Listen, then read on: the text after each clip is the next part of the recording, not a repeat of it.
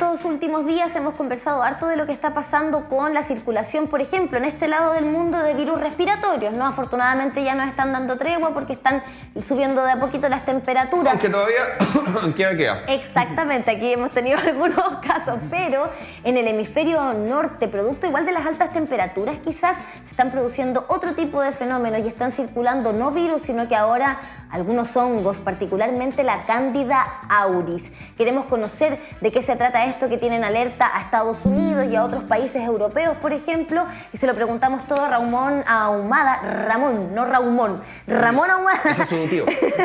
doctor en ciencias ambientales, pero también académico del Departamento de Química de la Universidad del Biobío. Nuevamente con nosotros, Ramón, ¿cómo estás? Uy, muchas gracias por la invitación.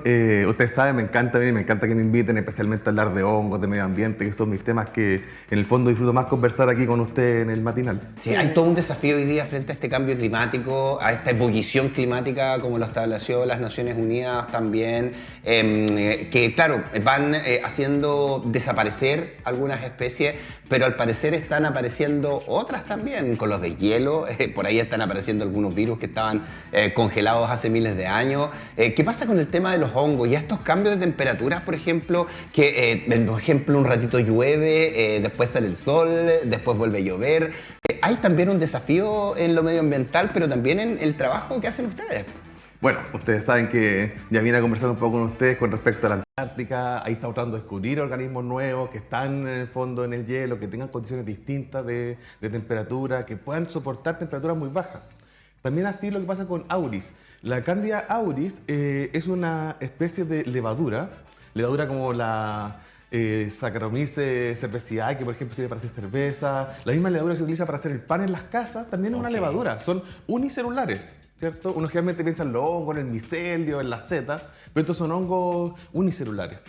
El problema de este hongo es que, como tú bien dices, ha ido logrando adaptarse a temperatura alta, como por ejemplo puede ser sobre 40 grados, hasta 42 grados, y logra sobrevivir. Que son las temperaturas que se han registrado en el hemisferio norte. Y eso hace también que prolifere. Entonces, que pueda soportar estas temperaturas significa que nos puede traer infección a las personas. Oye, está complicado el tema y ya te quiero preguntar por lo que pasa con un ser humano que quizás se infecte con Cándida auris, porque del 2020, que se registraron 1.300 y tantos casos en Estados Unidos, pasamos, por ejemplo, a este año, el año pasado, 2022, con 5.754 casos. O sea, hay un aumento considerable y vamos a ver cuáles son las cifras que deja este 2023 con el nivel de temperaturas que se han registrado en este que fue el julio más caluroso de la historia de la Tierra desde que se tenga registro de temperatura. ¿Qué es lo que es la Cándida auris? ¿Cuál es la diferencia con la otra cándida que nosotros conocemos, pero desde la ginecología, que afecta a las mujeres con hongos vaginales, por ejemplo? La Cándida auris es una especie que recién se vino a reconocer en el 2009, que se aisló en Japón, y se llama auris porque fue aislado de un oído. Es auris. La Cándida albicans produce enfermedades que son las candidiosis, ¿cierto? Que realmente ocurren en lugares del cuerpo donde tenemos humedad, la boca, axilas, genitales, etcétera, ¿cierto? Que afecta a las personas. Esta especie, que como tú bien dices, 5.000 y tantos casos en Estados Unidos, esos son los casos donde se ha detectado este hongo. Este hongo puede estar en las manos, en distintas partes húmedas, y existe un caso que puede producir una septicemia o fungisemia, que significa que el hongo es capaz de crecer en la sangre, generando un problema multisistémico. Entonces, ¿por qué es tan grave, es tan crítico esto? Porque este hongo mata 1 de cada 3 personas que tiene esta septicemia. Entonces, de las 5.000 y tantas personas que se ha logrado identificar en personas de Estados Unidos, 2.000 y tantas personas, 2.200 personas, la han tenido como septicemia, como fungisemia. Oye, pero claro, o sea, es complicado porque hemos aprendido, y tú has venido acá a enseñarnos con respecto al tema de no comer cualquier hongo silvestre que encontramos. Pero ese, de alguna manera, nosotros lo tomamos y lo llevamos a nuestro cuerpo. ¿Esto cómo está? ¿Puede estar en el aire? ¿Es algo que también tenemos que tener contacto con él? Mira, el auris, el Cándida auris, tiene la particularidad de que se encuentra principalmente en zonas de la UCI, en la urgencia de los hospitales, y generalmente una levadura que es interhospitalaria. Entonces, ¿qué pasa con este hongo? Este hongo, si por ejemplo está en la superficie, puede estar sobrevivir hasta un mes ahí. En la superficie. Sí, en superficie. A diferencia del COVID, que era un par de horas dependiendo del sustrato, un día máximo. Aquí no, puede estar un mes. Y, por ejemplo, en los hospitales para poder desinfectar utilizan, por ejemplo, amonio cuaternario. Y este hongo es resistente al amonio cuaternario. Entonces, eso es lo terrible, eso es lo complejo de esta infección, porque es difícil erradicarla. Claro. Pero hay que tener una salvedad. Este hongo no le da a gente que está sana. Generalmente es gente que está con cáncer, con quimioterapia, gente que está inmunodeprimida, inmunosuprimida, ¿cierto? VIH. A esas personas el enfoque de este hongo que puede llegar a ser una septicemia. Las personas que están sanas no, generalmente va a ser un hongo que hay que tratarlo. Pero no es un hongo que encontramos en el día a día, en el parque, en la calle, básicamente. Sí, también. Contagiar persona a persona.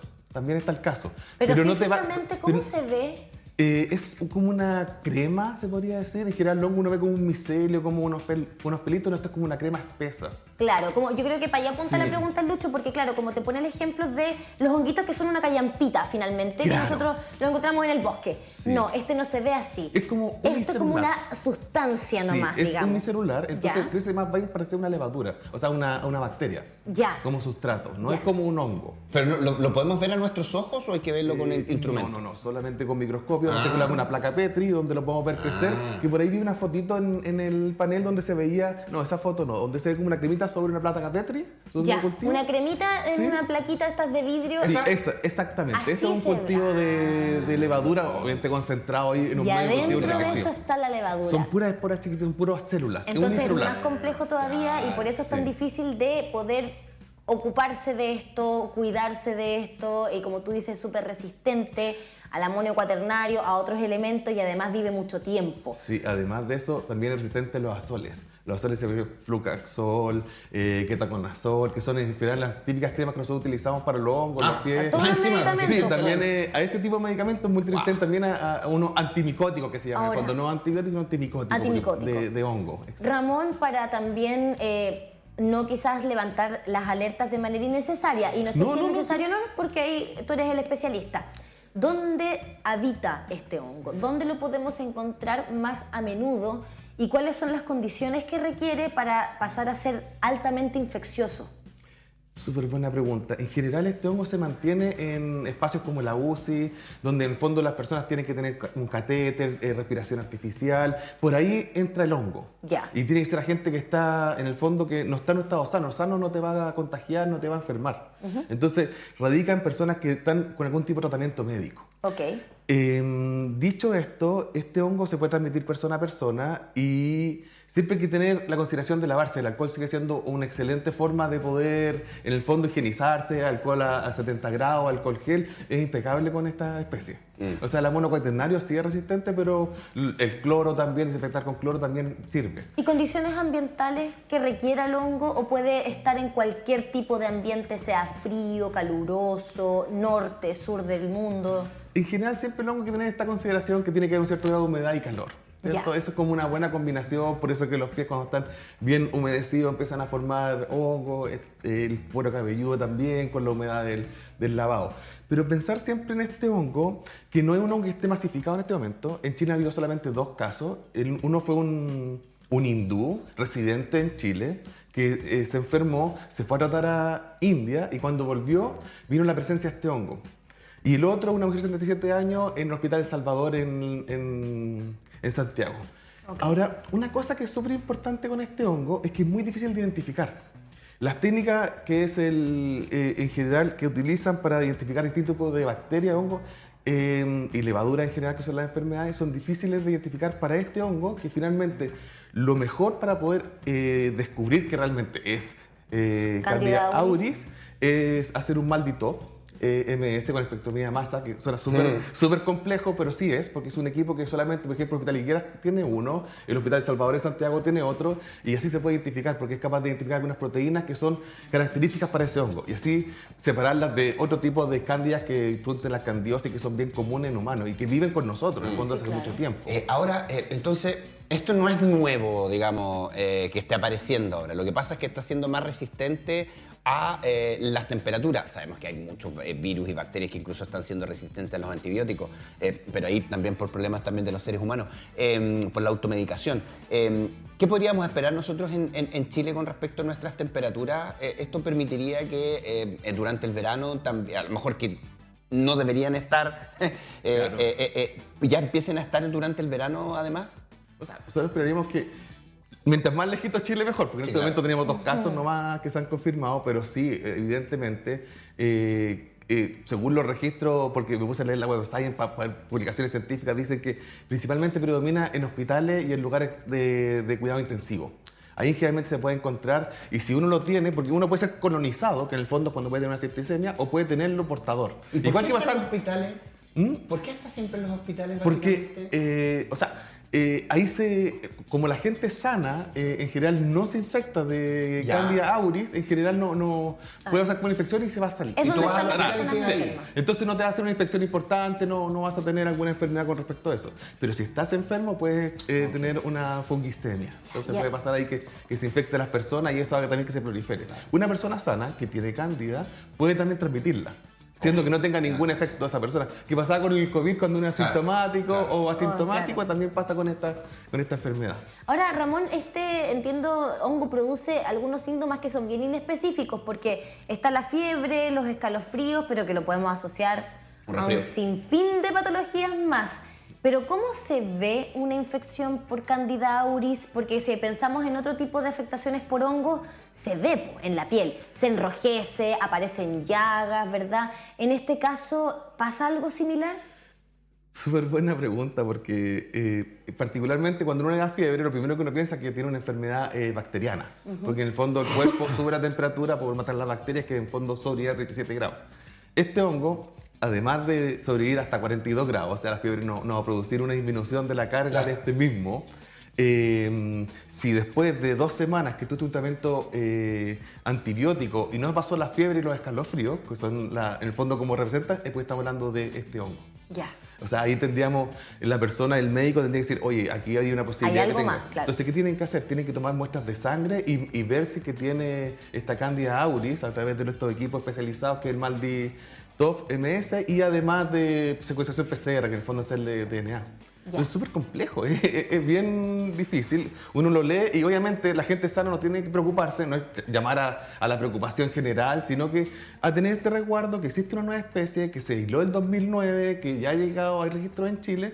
Y que las personas ¿Y cómo se ve? No se ve. No se ve porque está dentro del cuerpo. Porque tú nos decías que cuando se descubre fue en el oído, pero el oído de esa persona no presentó una alteración, no sé, que le saliera una cosa de la oreja o algo. Es tan simple como un hongo que tenemos en los pies, que se ve como que los cueros se están saliendo, que puede ser una parte que esté más húmeda que otra. Eso es como, que va a confundirse con cualquier hongo, no va a ser como algo que sea muy distinto.